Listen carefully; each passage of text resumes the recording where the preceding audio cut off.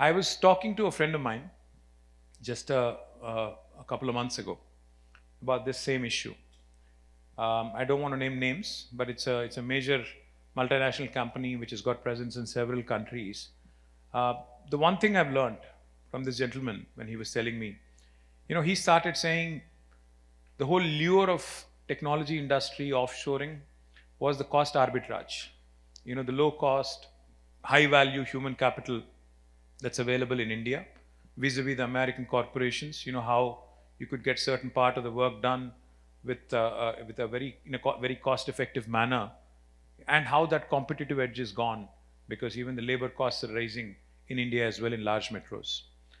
So when this gentleman started saying, wages in Bangalore, wages in Hyderabad, wages in Pune, wages in Chennai, and also in National Capital Region are not that different, from the US. Maybe 25 to 30% different and not that different. I started talking to him about this possibility that we've seen post-COVID. I think COVID has shown all of us that geographies don't really matter in getting work done. You could be working from home, and that home could be anywhere. It could be in a remote village in Tamil Nadu.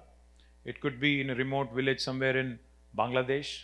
Or it could be a remote part of the US where you have your home and you could work right out of home as long as you can have connectivity. COVID has really shown us a mirror. COVID has really shown us a lot of possibilities as well.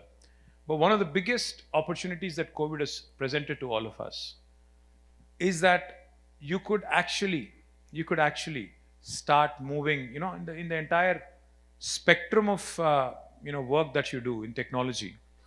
There's a huge chunk of it which can actually be hived off and which can go to tier 2 cities.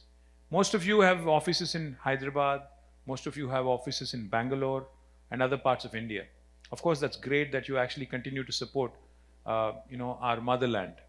But even within the support that you've extended, even within the businesses that you've started in India, I think there's a huge chunk of it that can be done by tier 2 towns. That's exactly what we did in the last 10 years. We actually started looking at physical spaces. We set up physical spaces in Telangana in about 10 different tier 2 towns, which is what Anju was talking about. In Khammam, in Mehboob in Nalgonda, in Siddipet, in Nizamabad, and the list goes on.